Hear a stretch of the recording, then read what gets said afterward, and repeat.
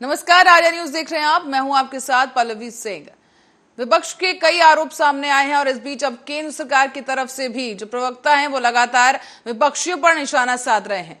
खबरों की शुरुआत करेंगे ऐसे एक बयान के साथ जो आपको बता दें कि गौरव भाटिया की तरफ से पलटवार करते हुए बीजेपी राष्ट्रीय प्रवक्ता गौरव भाटिया ने एक प्रेस कॉन्फ्रेंस की है और इस बीच उन्होंने विपक्ष को करारा जवाब दिया। पर देखा जा रहा है जितने क्षेत्रीय दल भ्रष्टाचार में लिप्त हैं और उनपे जांच एजेंसियां जब कार्रवाई कर रही हैं तो वो कभी विक्टिम कार्ड खेल रहे हैं, कभी वो इमोशनल कार्ड खेल रहे हैं और सवाल जनता ये पूछ रही है कि जो जनता के सवाल हैं उनका उत्तर आप क्यों नहीं देते हैं। सारे भ्रष्टाचारी पकड़े जा रहे हैं बारी बारी और पिछले 2-3 दिन में हमने देखा किस तरह से कट्टर बेईमान पूर्व उप मुख्यमंत्री अरविंद केजरीवाल की भ्रष्टाचारी कठपुतली मनीष सिसोदिया, उनको ना सीबीआई न्यायालय से कोई राहत मिली और कल एक आदेश सीबीआई और ईडी की जो न्यायालय है उसने उनको ईडी की कस्टडी में पूछताछ के लिए दिया और ये 7 दिन के लिए उनको ईडी कस्टडी में भेजा गया। जो बात सभी मीडिया चैनल्स पर भी आ रही थी और जो कोर्ट ने भी कहा है, मैं उस पे अपनी बात रखूंगा। कोर्ट ने कहा कि custodial interrogation of Manish Sisodia is a must. यह जरूरी है, आवश्यक है। यह कोई जांच एजेंसी की सुविधा नहीं है, यह कोई राजनीतिक द्वेष नहीं है। जो शराब घोटाला और दिल्ली में आवारा कुत्तों को लेकर आए दिन घटनाएं देखने को मिल रही हैं और अब इन आवारा कुत्तों को लेकर आवाज भी उठाई जाने लगी है। दरअसल दिल्ली सरकार पर आरोप लगाते हुए बीजेपी की तरफ से मोर्चा खोल दिया गया है।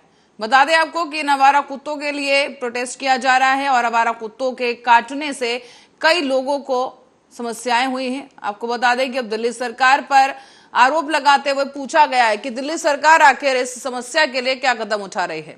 दिल्ली सरकार की बात करें तो दिल्ली सरकार यानी आम आदमी पार्टी अब निगम में आ चुकी है और निगम के द्वारा किए जाने वाले कामों को अभी तक शुरू नहीं किया गया है। अब बीजेपी के पूर्व मंत्री विजय गोयल ने कहा है कि हम भी कुत्तों से प्यार करते हैं और जब ये आवारा कुत्ते किसी को काट लेते हैं तो कुत्तों को कहीं और रखने का इंतजाम किया जाए ताकि किसी को भी परेशानी ना हो। स्ट्रीट डॉग हैं जिनके ऊपर सरकार कंट्रोल नहीं कर पा रही। जी मैं एक रिपोर्ट देख रहा था कि पिछले 6 महीने में आरएमएल हॉस्पिटल और सफदरजंग हॉस्पिटल में 58,000 कुत्तों के काटने के केस आए हुए हैं। वसंत कुंज में 2 बच्चों को जिस तरीके से 5 कुत्तों ने मिलकर नोच नोच के खा डाला, आज जिनको भी मैंने फोन किया कि जो आवारा कुत्तों का आतंक मचा हुआ है, चाहे वो पार्क हो, चाहे वो गलियां हो, चाहे वो मोहल्ले हो, उस पर आम आदमी पार्टी की सरकार, दिल्ली की सरकार और अब एमसीडी में भी वो हैं, वो लगातार सो रहे हैं। ऐसा नहीं है, दिल्ली सरकार ने एक कमेटी बनाई थी, सोमनाथ भारती उसके चेयरमैन थे। उस कमेटी ने अपनी रिकमेंडेशन दी थी, ये ओम प्रकाश शर्मा उसके मेंबर थे। एक भी रिकमेंडेशन को लागू नहीं किया गया और लोगों को कुत्तों से लगातार देखा आवारा पशु को लेकर कहीं ना कहीं जिस तरह से विवाद चलता है और कहीं ना कहीं दिख रहा है आज दिल्ली के जंतर मंतर पे भाजपा के लोग, कुछ लोग आए हुए हैं, विजय गोयल जी बैठे हुए हैं और जो दिल्ली के अंदर देखा जाए जो आवारा कुत्तों के लिए बात करें तो धरना प्रदर्शन करा जा रहा है। जो आवारा कुत्ते के कई लोगों ऐसे केस देखे गए, जो काट लिया है उनको देखा गया, आरएन हॉस्पिटल के भी केस बताए गए। कहीं ना कहीं जो लगता है जिस तरह से जो आवारा कुत्तों पर किस तरह से सरकार पाबंदी लगाएगी या नहीं लगाएगी वो आने वाला वक्त बताता है। और क्या लगेगा इस हालातों से, क्या दिल्ली की जनता को किस तरह से बचाया जाएगा। एक तरफ आरोप प्रति आरोप चल ही रहा है और दूसरी तरफ सरकार कहीं ना कहीं दिल्ली सरकार नाकामी कर रही है, सुन नहीं रही है। जो लगातार जो केसेस है कुत्तों के लोग दिन पे दिन बढ़ते आ रहे हैं। कैमरा पंकज के साथ दीपक कुमार। और Sushma wings of cancer support society की तरफ से लगाया जा रहा निःशुल्क मेडिकल कैंप लोगों के लिए खुशी का विषय बन गया है। यहाँ आपको बता दें कि 18 तारीख को महेश्वरी भवन में ये कैंप लगाया जाएगा। और सुषमा विंग सोसाइटी दरअसल लगातार जनसेवा के लिए जानी जाती रही है, लगातार मेडिकल सेवा करके ये लोगों के बीच सुर्खियों में रही और इस साल भी मेडिकल कैंप का आयोजन किया जा रहा है। इस कड़ी में डॉक्टर प्रदीप पांडे के नेतृत्व में यह आयोजन किया जाएगा। यहाँ रायपुर के और जगदलपुर के प्रतिष्ठित डॉक्टर शामिल होंगे, जिसमें मुख्य रूप से कैंसर से संबंधित बीमारियों पर ध्यान दिया जाएगा। महारानी हॉस्पिटल के डॉक्टर भंवर शर्मा सर हैं। जब तक डॉक्टर भंवर शर्मा सर नहीं थे हमारी एनजीओ को भी समझ में नहीं आता था कि हम पेशेंट को कहाँ भेजें, पर हम अब अभी सभी पेशेंट को अगर हमको डिमरापाल भेजना पड़ता है तो हम पांडे सर के पास भेजते हैं और महारानी हॉस्पिटल भेजना पड़ता है डॉक्टर भंवर शर्मा सर के पास भेजते हैं, क्योंकि इतने शासकीय हॉस्पिटल कैंसर के लिए इतना अच्छा काम कर रही है। तो हम कोशिश करते हैं कि पेशेंट शासकीय अस्पताल तक पहुँचे, पर आप समटाइम्स कुछ पेशेंट चाहते ही नहीं है कि वो सरकारी अस्पताल जाएं, वो उनकी खुद की चॉइस होती है कि वो प्राइवेट हॉस्पिटल जाएं। पर आज हमारे पास कोई भी पेशेंट आता है तो हम सबसे पहले उनकी पूरी रिपोर्ट डॉक्टर भंवर शर्मा सर के पास भेजते हैं। उसके बाद सर डिसाइड करते हैं पेशेंट से बात करके, उनसे काउंसलिंग करके कि वो। और Aam Aadmi Party door to door campaign कर रही है। बताया जा रहा है कि सिसोदिया और सत्येंद्र जैन की गिरफ्तारी के बाद अब आम आदमी पार्टी दिल्ली की जनता के बीच जाकर ये डोर टू डोर कैंपेन कर रही है, जिसमें उनका दावा है कि वो इस गिरफ्तारी का सच जनता के सामने रखना चाहते हैं। दरअसल दिल्ली में बीजेपी के खिलाफ दिल्ली के सभी वार्डों में आम आदमी पार्टी के कार्यकर्ता डोर टू डोर कैंपेन कर रहे हैं। इसी बीच गोपाल राय ने कहा है कि भारतीय जनता पार्टी का पर्दाफाश करने के लिए आम आदमी पार्टी ने ये कैंपेन चलाया है और बीजेपी की मोदी सरकार और केंद्रीय एजेंसियों के दुरुपयोग का संदेश लोगों तक दिया जा रहा है और अब इसका सच्चाई जो है वो हर आदमी तक हम पहुंचाएंगे। आम आदमी पार्टी के दिल्ली में मनीष सिसोदिया और सत्येंद्र जैन की गिरफ्तारी के खिलाफ आम आदमी पार्टी की तरफ से ये डोर टू डोर कैंपेन चलाया गया है। जी को इन्होंने जेल में डाला हुआ है तो लोगों को सच्चाई का पता चले और साथ ही साथ लोगों को जागरूक करने के साथ साथ, क्योंकि घर में बैठे हुए सीधे साधे लोगों को नहीं पता कि क्यों बंद किया हुआ है इन्हें जेल के अंदर। और साथ में प्रधानमंत्री मोदी जी के नाम एक चिट्ठी भी है जो लोगों की तरफ से नाम, फोन नंबर, एड्रेस, सिग्नेचर करके जो प्रधानमंत्री तक पहुंचाने का काम करेगी पार्टी। अच्छा, भारी संख्या में यहाँ पे जो यहाँ रहने वाले लोग हैं पहुंचे हुए हैं, सिग्नेचर भी कर रहे हैं इसमें। हाँ जी, देखो ऐसा लग रहा है कि जैसे वाकई में लोगों को पता ही नहीं है और लोग चाहते हैं कि हम कैसे मदद करें उन्हें बाहर निकालने में। तो अब उन्हें एक ये छोटी सी किरण जगती नजर आई कि चलो हमारी चिट्ठी के माध्यम से ही हमारा सिग्नेचर। श्री मनीष सिसोदिया और सत्येंद्र जैन को गिरफ्तार कर दिया गया। भाजपा के लोग उनको कह रहे हैं जी देखो ये तो एक्साइज पॉलिसी में घोटाला किया, भ्रष्टाचार किया, पैसा खा लिया, मनीष सिसोदिया इसलिए गिरफ्तार किया। मैं इस मोहल्ला सभा के माध्यम से चैलेंज देकर कहना चाहता हूं भारतीय जनता पार्टी के लोगों से, भाजपाइयों तुम्हारी सीबीआई है, सीबीआई ने मनीष सिसोदिया के घर में छापा मारे, गत्ते फोड़े गए, दीवार तोड़े गए, चप्पे चप्पे पर छापा मारा सीबीआई ने मनीष सिसोदिया के बैंक लाकर में छापा मारा। तो वहीं नौकरी के नाम पर ठगी करने वालों पर बस्तर पुलिस की बड़ी कार्रवाई सामने आई है। इसी के तहत बेरोजगार युवकों को नौकरी दिलाने के नाम पर 21 लाख रुपए की ठगी का पर्दाफाश किया गया है।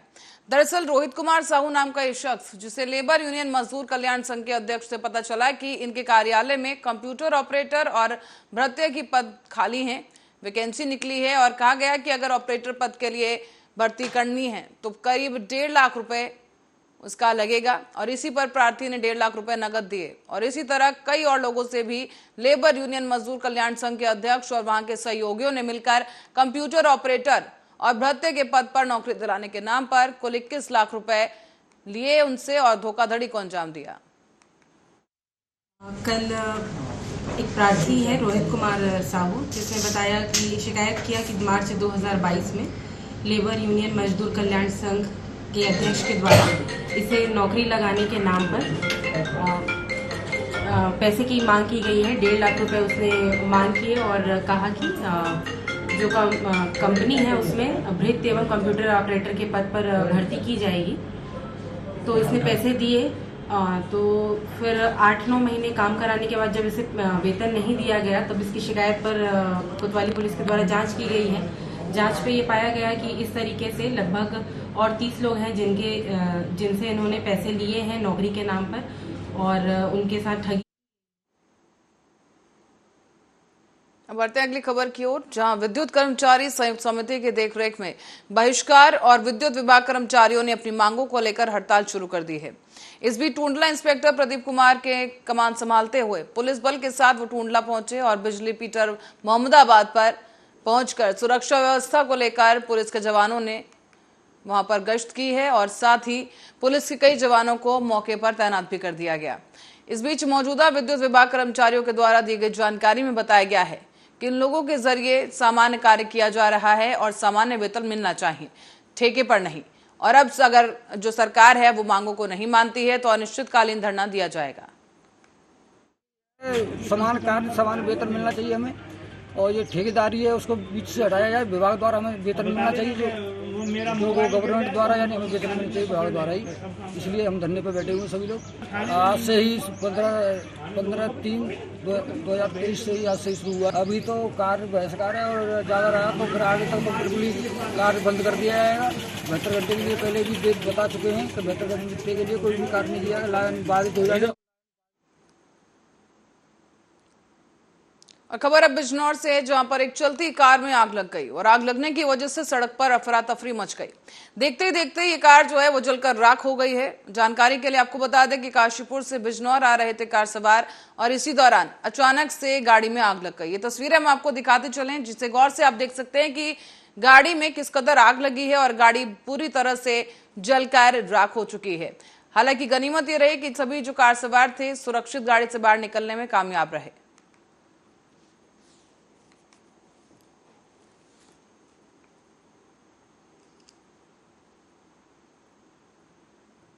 और रायबरेली में अज्ञात कारणों से जंगल में आग लग गई है। आग लगने से स्थानीय लोगों में हड़कंप मच गया, तो वहीं मौजूदा लोगों ने फायर ब्रिगेड को सूचना दी है।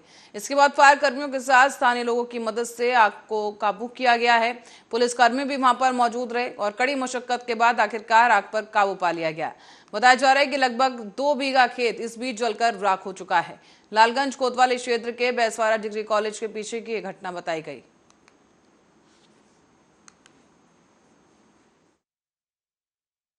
लालगंज सूचना आई कि पंचमुखी हनुमान मंदिर के पास अरहर के खेत में आग लगी है।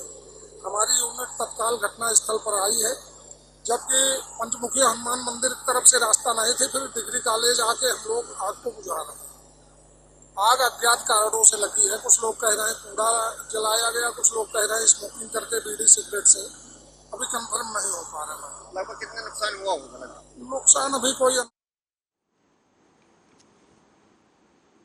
कार चालक ने आगरा कैंट स्टेशन की सुरक्षा व्यवस्था और नियमों की धज्जियां उड़ा दी है। देश के जाने माने स्टेशनों में शुमार आगरा कैंट रेलवे स्टेशन पर एक कार चालक कार लेकर पहुंचा और प्लेटफॉर्म पर उसने कार चलाई और उसकी रील भी बनवाई गई।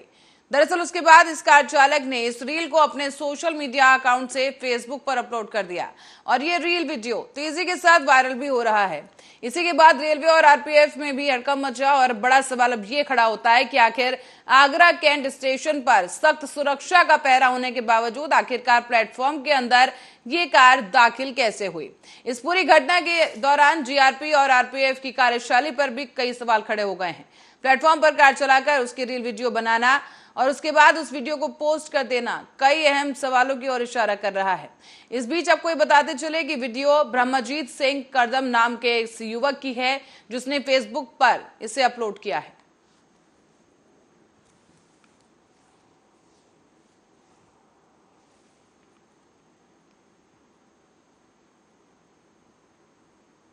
और इस बीच मुंबई की ओर रुख करेंगे जहां पालघर से खबर सामने आई है। पालघर जिले के नालासोपारा इलाके में तुलिंज पुलिस ने एक शातिर अपराधी को गिरफ्तार किया है। ये शख्स अपने ही मालकिन के घर से लगभग 5 लाख से अधिक के सोने के गहने और चोरी करके वहां से फरार हो गया है। ये खुद को निर्दोष बताता रहा। दरअसल 28 फरवरी की यह घटना है जब तुलिंज पुलिस स्टेशन में एक महिला जिसका नाम सुनीति बताया गया उसके द्वारा एफआईआर दर्ज कराई गई। उसका कहना है कि उसके घर में चोरी हुई है, मोबाइल फोन समेत लाखों के गहने चोरी हो गए हैं।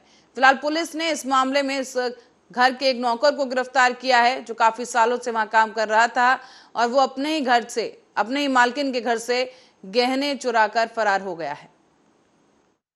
पहले तो हमने उनके पारिवारिक स्थिति का अंदाजा लिया तो उनके घर में एक लड़का पिछले कई सालों से घर काम करने के लिए सर्वेंट करके रखा था उन्होंने। तो हमने उसको इंट्रोगेशन के लिए बुलाया तो वो कुछ सेटिस्फैक्टरी आंसर नहीं दे रहा था पुलिस के क्वेश्चन का।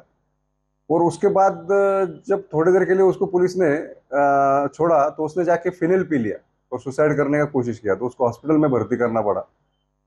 तो उस दौरान पुलिस ने उसका मोबाइल का रिकॉर्ड देखा तो वो एक व्यक्ति से घटना के बाद लगातार कांटेक्ट में था। तो उस व्यक्ति को यहाँ पे लाया गया और ये जब हॉस्पिटल में डिस्चार्ज किया हो गया तो दोनों को कई घंटों की पूछताछ के बाद उन्होंने कबूल किया कि उन्होंने घरफोड़ी की है और घर चोरी का सब गहना और जो मोबाइल फोन उन्होंने चोरी करा था वो सब उन्होंने एक पहाड़ पर, मतलब जहाँ पे कोई भी नहीं है ऐसी जगह पे।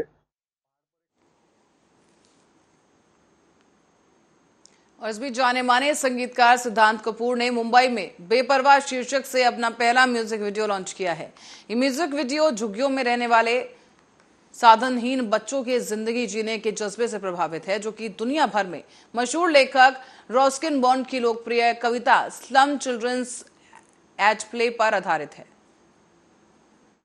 जी हम बहुत एक्साइटेड हूँ मैं और इतना बड़ा ऑनर है हम सब के लिए कि तब्बू जी आई और उन्होंने इस मेरे पहले म्यूज़िक वीडियो को लॉन्च किया। और ये बहुत स्पेशल प्रोजेक्ट है मेरे लिए। इसमें रस्किन बॉन्ड सर की पोइट्री है जो उन्होंने लिखी है, उस पर मैंने इसको कंपोज किया है और साथ में रहमान सर का ऑर्केस्ट्रा है, सनशाइन ऑर्केस्ट्रा, और पॉल मार्शल जी ने बहुत अच्छा डायरेक्ट किया है इसको। और हमारे 3 सुपरस्टार्स हैं उसमें बच्चे जो बहुत अच्छा डांस और एक्ट करते हैं, गुंजन, तेजस और सोमांश। तो आई थिंक एक ड्रीम टीम था हमारा। और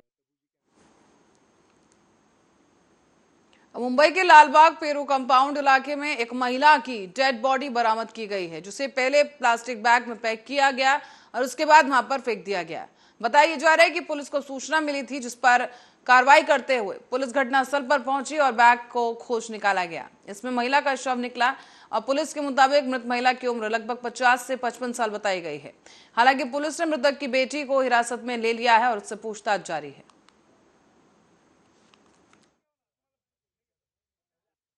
जो कि police station Mumbai Lalbaug area के एक चॉल टाइप घर है, वहाँ से सिंगल रूम के घर में से एक बॉडी हमें मिली है। करीब 9 बजे के करीब पुलिस थाने में एक मिसिंग कंप्लेंट दाखिल की गई थी, जिसकी जांच के लिए जब पुलिस टीम हमारी वहाँ पहुँची तो घर का जायजा लेने के बाद वहाँ पे एक जो बॉडी है वो मिली है। आगे उसकी जो जांच है इस मामले में जारी है। सर, और महिला की जो बॉडी थी पॉलीथीन में मिली थी या पॉलीथीन बैग में मिली थी सर? लेकिन प्लास्टिक बैग जो रहता है उस बैग में ये बॉडी मिली है और इसका जो आगे इंक्वेस्ट। महाराष्ट्र के गोंदिया जिले से 13 मार्च को एक चौंकाने वाली घटना सामने आई, जिसमें घर के बाहर खेल रहे 10 साल के एक बच्चे पर सुअर ने हमला कर दिया। युवक को गंभीर चोट भी आई और उसकी हालत काफी नाजुक बताई गई है। वीडियो सामने आया है इस पूरी घटना का, जहां पर 5 और 11 साल की उम्र के 3 बच्चे अपने घर के बाहर खेल रहे हैं। गली में खेलते हुए बच्चे नजर आ रहे हैं, जिसमें 2 लड़के और 1 लड़की है जो एक दूसरे से बात कर रहे हैं। इसमें उन्होंने एक के हाथ में क्रिकेट का बल्ला देखा और उसके बाद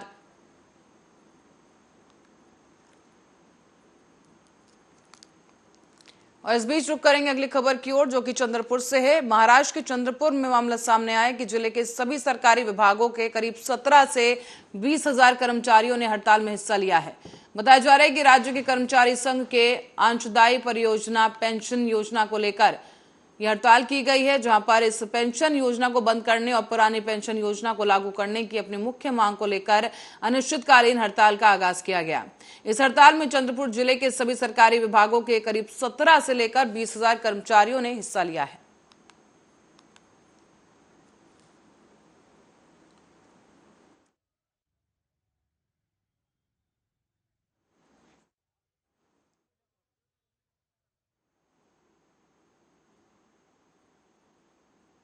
महाराष्ट्र में लव जिहाद के मुद्दे पर बीजेपी विधायक नितेश राणे और समाजवादी पार्टी के नेता अबू हाशिम आजमी का सामना आमना हुआ है।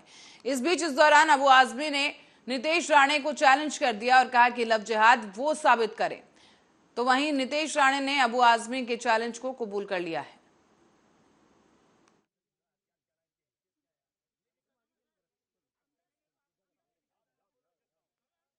चैलेंज 3 फ्लोर का मदरसा बनाया गया सर, ग्रीन जोन के अभी इतना अनुभवी ग्रीन जोन के बना सकते हैं। हर समाज की जो गलत चीजें बने तोड़ दो, उसको कौन मना कर, अगर हम तोड़ने के टाइम पे लोग सब कैसे हथियार लेके आते हैं देखो ना साहब। 11% हथियार क्या रहा, इनकी हैसियत क्या है।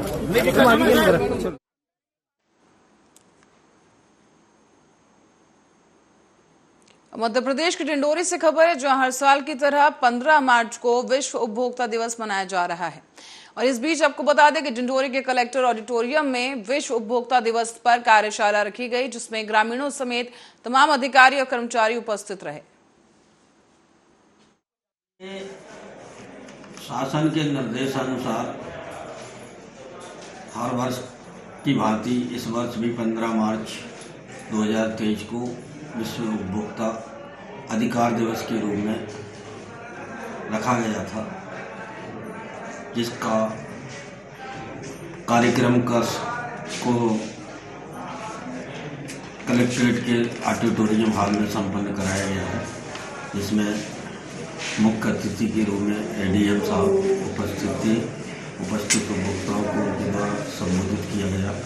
उपभोक्ताओं से जुड़े विभाग जैसे खाद्य सुरक्षा, नाप तोल, बैंक, पोस्ट ऑफिस, खाद्य विभाग, पेट्रोल पंप, डीजल और गैस एजेंसी संचालक, जितने तमाम प्रकार के उपभोक्ताओं से जुड़े लोग थे, एजेंसियां थी, उनके सबको। इस खबर के साथ ही बुलेटिन में फिलहाल के लिए इतना ही। खबरों का सिलसिला जारी है, देखते रहिए RN।